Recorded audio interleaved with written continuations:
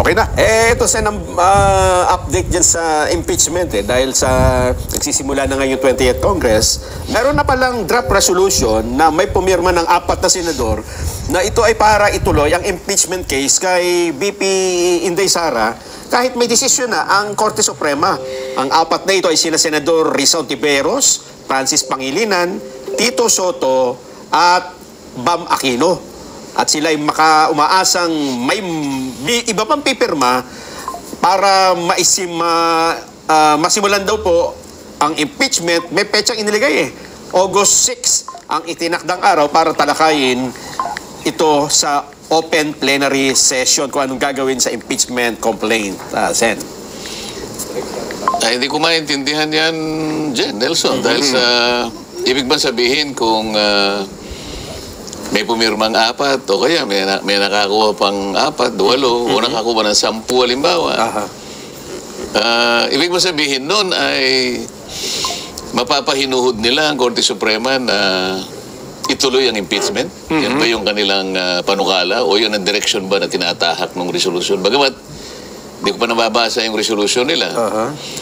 Kasi nung kami nag-caucus, napag-usapan namin na mukhang klarong-klaro naman yung desisyon ng Korte Suprema. Medyo matatag at saka walang paligoy-ligoy. Sinabi niya, ang impeachment complaint is void ab initio. Ang ibig sabihin, mali ito sa umpisa pala. Unconstitutional. And the Senate never acquired jurisdiction. Ibig ba sabihin, Nelson, Jen, babaliwalain mo ba yung desisyon na yun? Unanimous decision ng Supreme Court? Ano? Unanimous. Opo. 13 pumirma, isa yung balaron, isa yung hindi nakaboto. Pero unanimous sapagkat yung hindi bumoto at saka wala doon, hindi naman nag-submit ng dissenting opinion. Hindi tumutol. Kasi kapag hindi ka nag-submit ng dissenting opinion, mananatiling unanimous. Ayun. Meron pa silang gustong sabihin, kaya nakiusap na, alam mo, noong July 29, birthday ko yun, Jen. Opo. Nelson. Tuesday, Nag-caucus kami. Anong tatalakayin na natin ngayon, sabi nila. Nakiusap sila na huwag. Kasi baka raw mag-file ng motion for reconsideration ang House of Representatives. Hindi man ako kumikiburo. Ninahayaan ko silang nagsasalita. Usap. Bigla naman akong tinanong ni Senador Jinggoy. Pakinggan natin yung birthday boy, hindi pa nagsasalita, nakatingin lang na ng pangiti-ngiti. Hindi natin malaman kung ano iniisip niya. Sabi niya, alam mo naman magsalita yun. Ay, ba't kasi ako patatagalin? Talakayin na natin mamaya. Sabi ko, kahit kumukuluan tiyan ko.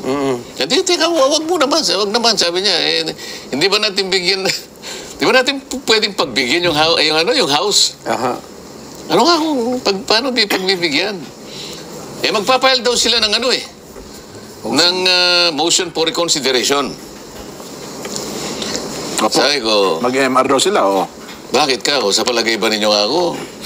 Kapag nag-file sila ng motion for reconsideration, sa palagay nyo, merong isa na pumirma ron na i-reverse niya yung sarili niya? Kahit isa lang. Ay, hindi natin. Kaya nga, ba't ka maghihintay ng isang bagay na wala? Di ba?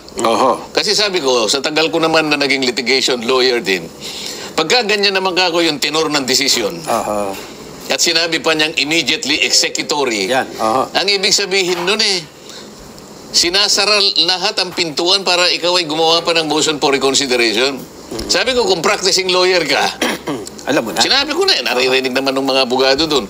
Kung ikaw ay isang practicing lawyer, isinara hindi lang pinto, pati bintana, isinara na para gumawa ka pa ng anumang aksyon.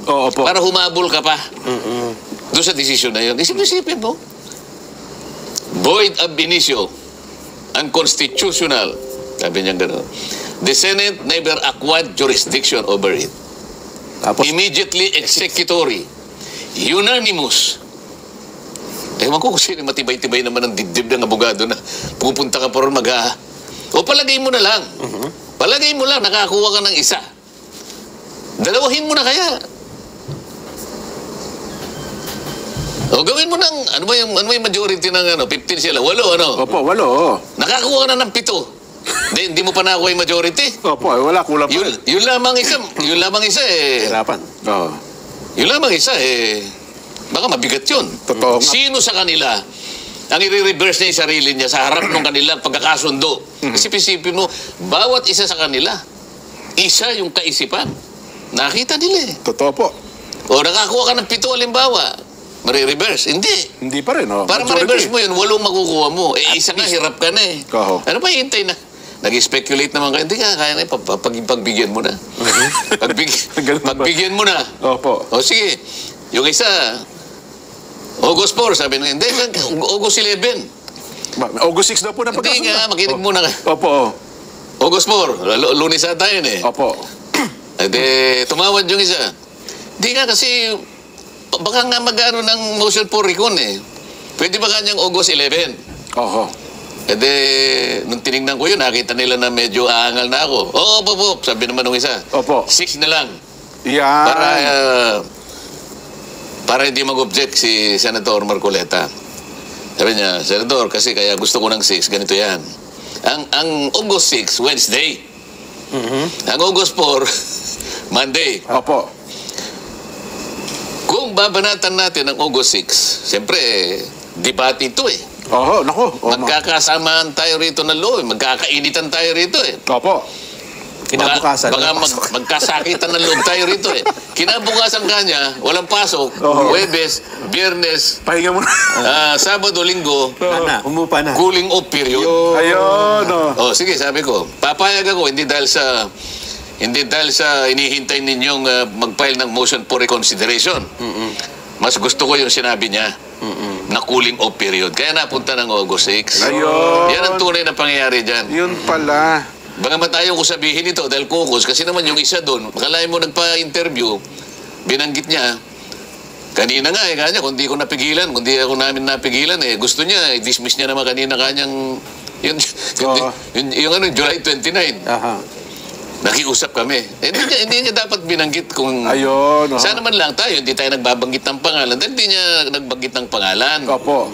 Dapat walang ganun. So yan ang tunay na pangyayari dyan. Kasi naman, ako, mayroon na kasi mga taong nagpapalakas ng loob na. So, no?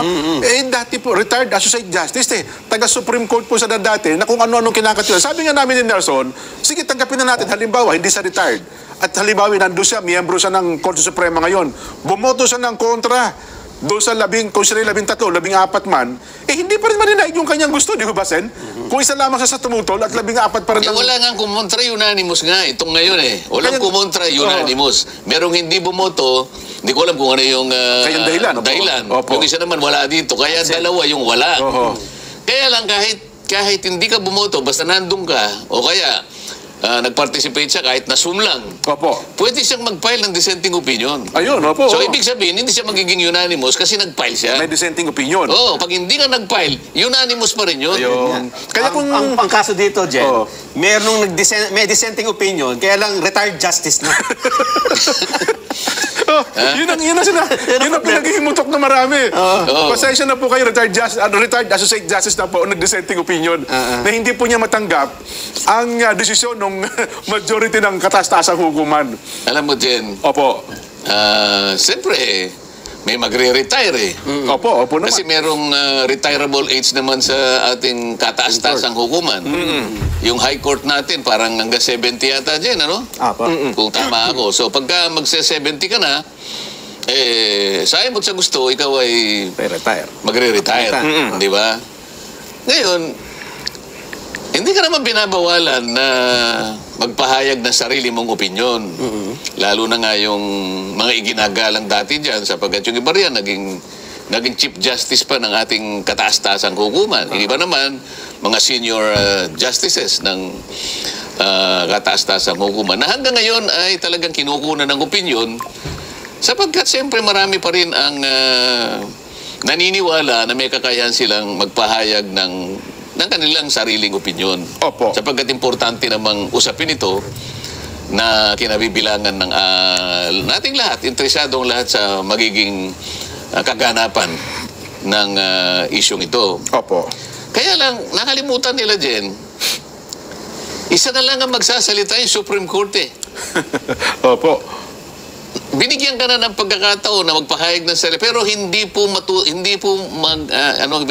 hindi magkakaroon ng impluwensya yan dun sa sinabi ng Korte Suprema ngayon. Yan nga. Hindi mababago yun dahil sa kung ikaw ay retired Chief Justice ka, nakapagbigay ka na ng opinion mo, okay na yun. Pero sana, kapag nagpahayag sila ng sariling opinion, hindi sana sa paraan na magsasabi sila na maaaring magkaroon pa ng parang pagdududa Opo. ang ating mamamayan sa katatagan ng ating mga institusyon. Yun, tama Yun kayo. ang dapat napakaingatan natin. Kasi kapag nagpahayag ka ng opinion, at yung opinion mo na yon ay bordering na doon sa maaaring pagdudahan ng kakayahan ng isang bahagi ng ating pamahalaan, sa aking palagay, hindi tama yun. Eh. Lalo pa nga kataas-taas ang hukuman sa di ba? Oo, sa lahat, may pananagutan lahat ng mamamayan na panatilihin na matatag Opo. ng mga institusyon natin. Maaari kang magpahayag ng opinion mo, pero hindi sa paraan na maaari mong alugin yung pundasyon ng isang institusyon. Tama. Halimbawa, yung Senado. Oho. Ngayon, kinukutya lahat. Maaring kutsain ka pa rito eh. Alam mo, ang pinag-uusapan ngayon, akala mo napunta na doon sa isa lang na yung desisyon na lang ng Korte Suprema ang gusto nilang bigyan ng emphasis, Nelson, Jen. Opo. Pero yung isa pang importanteng issue, di ba palagi natin sinasabi rito? Pag-usapan muna natin kung naitawid nyo na ba yung impeachment na yan doon sa Senado ng 28th Congress. Wala pa settlement yung issue na yun eh. Hindi na re-resolve ba yan eh. Kaya kung wala nga siguro, halimbawa, nag-motion to dismiss ako halimbawa. Opo. Mr. President, I move that the impeachment complaint of the Vice President be dismissed on 2 grounds. Halimbawa.